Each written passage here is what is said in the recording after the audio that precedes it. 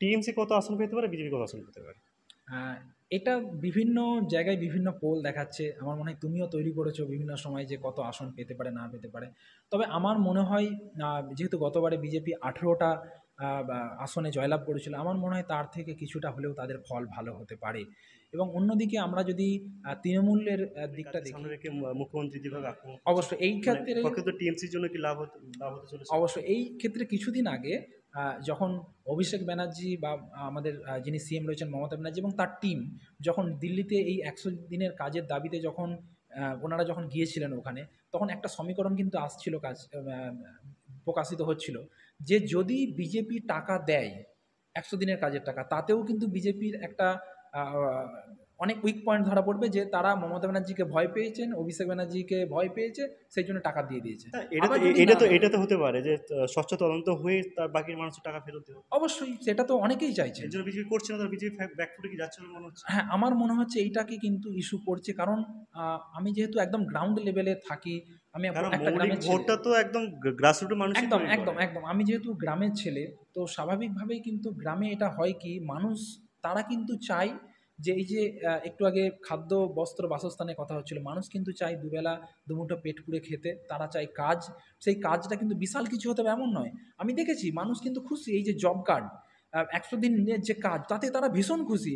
তারা রেশন পাচ্ছে, তারা জব কার্ড পাচ্ছে, তারা পরিবারের ছেলে মেয়ে সাইকেল পাচ্ছে, তারা ভাতা পাচ্ছে, এগুলোতে কিন্তু তারা খুশি। কন্যাশ্রী পাচ্ছে। কন্যাশ্রী পাচ্ছে, কিন্তু কোথায় দুর্নীতি হচ্ছে, কে জেলে যাচ্ছে, এগুলো শুধুমাত্র টিভিতে দেখছি। কিন্তু তারপরে লোকাল লেভেলে যারা নেতারা রয়েছে, তারা যখন তাদের কাছে জব কার্ডটা তুলে দিচ্ছে এবং তারা একটা সময় প্রচার করছে যে দেখো এই জব কার্ডটা কিন্তু তোমরা আমাদের জন্য পাচ্ছ, কোথাও কোথাও ভুল বোঝানো হচ্ছে, আবার কোথাও কোথাও সঠিক তথ্য তুলে ধরা হচ্ছে। তো এইটা কিন্তু একটা বড় ইস্যু জব কার্ডের, যে যদি তৃণমূল সরকার, তৃণমূল দল, তারা যদি এটাকে প্রমাণ করতে পারে মানুষের সামনে যে না তোমাদের কাজের টাকা আটকে রাখা হয়েছে, সেটা বৈধ বা অবৈধ সেটা তো পরবর্তীকালে আসছেই, কেন রাখা হয়েছে সেটা আমরা প্রত্যেকেই জানি। বারবার ধরে বিজেপির তরফ থেকে বলা হচ্ছে যে সঠিকভাবে হিসাব দেওয়া হচ্ছে না, সঠিকভাবে পরিসংখ্যান দেওয়া হচ্ছে না, সেই জন্য আমরা আটকে রেখেছি। মানুষ কি সেটা বুঝতে পারছে?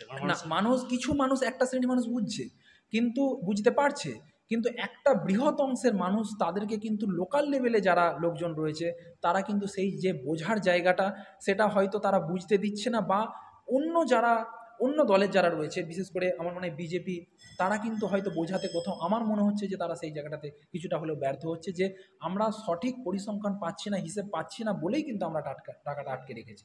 তো সেই জায়গাটা কিন্তু প্রবলেম হচ্ছে আমার আমার মনে লাস্ট হয়। কোশ্চেন, যে বিজেপি প্রার্থী তালিকা প্রকাশ করতে দেরি করছে, এখনো পরিপূর্ণভাবে প্রার্থী তালিকা বিজেপি প্রকাশ করতে পারেনি।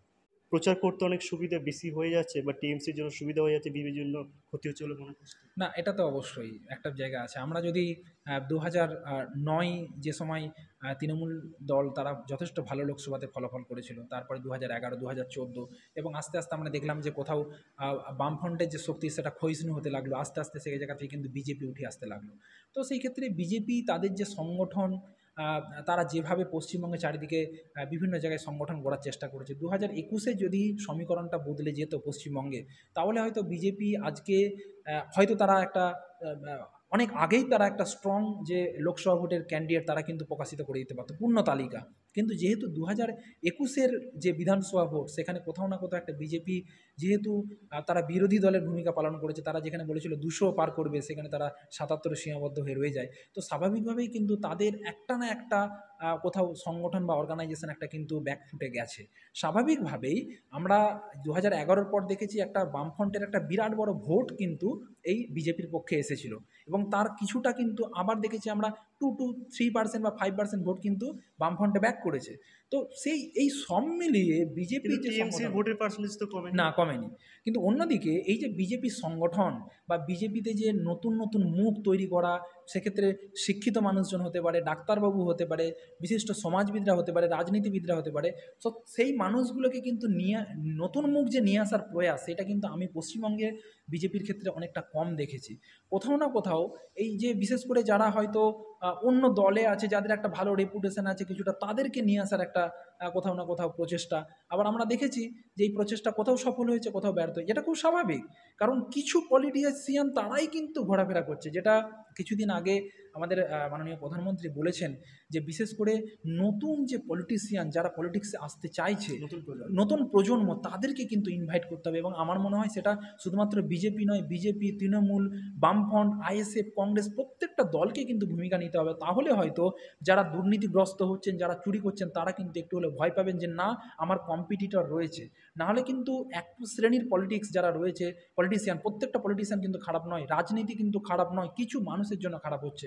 সো যারা যারা কিছু পলিটিশিয়ান রয়েছে তারা দুর্নীতিগ্রস্ত, তারা ভাবছে যে আমাদের তো কোনো কম্পিটিটর নাই, আমরা এই দল থেকে ওই দলে যাব, ওই দল থেকে এই দলে আসবো, এই দলে 2 লাখ খাবো, ওই দলে 2 কোটি খাবো, এইরকম একটা ব্যাপার। তো সেই ক্ষেত্রে আমার মনে হয় প্রত্যেকটি রাজনৈতিক দলের ভূমিকা নেওয়া উচিত একদম কলেজ স্তর থেকে। যে ছাত্র রাজনীতি, সেইটাকে কিন্তু আমার মনে হয় আবার ফিরিয়ে আনা দরকার। তাহলে আগামী দিনে হয়তো পশ্চিমবঙ্গ তথা আমাদের দেশের যে রাজনীতি, তাতে কিন্তু এক নতুন ঘটনা তৈরি হবে। খুব ছোট কোশ্চেন, এবং কোশ্চেনটা কতটা যুক্তিসঙ্গত সেটা আমি ঠিক বুঝতে পারছি না। যেহেতু তুমি গ্রাসরুটে কাজ করছো, ইলেকশন সম্পর্কে কাজ করছো, টিএমসি কত আসন পেতে পারে, বিজেপি কত আসন পেতে পারে? আহ, এটা বিভিন্ন জায়গায় বিভিন্ন পোল দেখাচ্ছে। আমার মনে হয় তুমিও তৈরি করেছো বিভিন্ন সময় যে কত আসন পেতে পারে না পেতে পারে।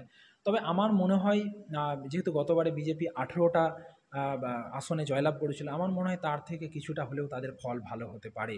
এবং অন্যদিকে আমরা যদি তৃণমূলের দিকটা দেখি, তৃণমূলও কিন্তু এইবারে যদি দেখা যায়, আমার মনে হচ্ছে এটা বামফ্রন্টের ক্ষেত্রে অবশ্যই তাদের অনেকগুলো দিক রয়েছে, তারা তুলে ধরার চেষ্টা করবে। এই যে দুর্নীতি ইস্যু, সন্দেশখালী ইস্যু, তারা বিজেপি তৃণমূলের বাইরে একটা নতুন মুখ হিসেবে আসতে পারে, আইএসএফ একটা নতুন মুখ হতে পারে। তো সেক্ষেত্রে আমার মনে হচ্ছে যে আইএসএফ বা বামফ্রন্ট তারা যতগুলোই সিট পাক না কেন, তার থেকেও হয়তো তাদের কিছুটা, হয়তো আমার মনে হয় যে ডিসঅ্যাডভান্টেজ রয়েছে। কারণ এখনও পর্যন্ত বামফ্রন্ট কিন্তু তাদের কোনো পূর্ণ তালিকা কিন্তু প্রকাশ করে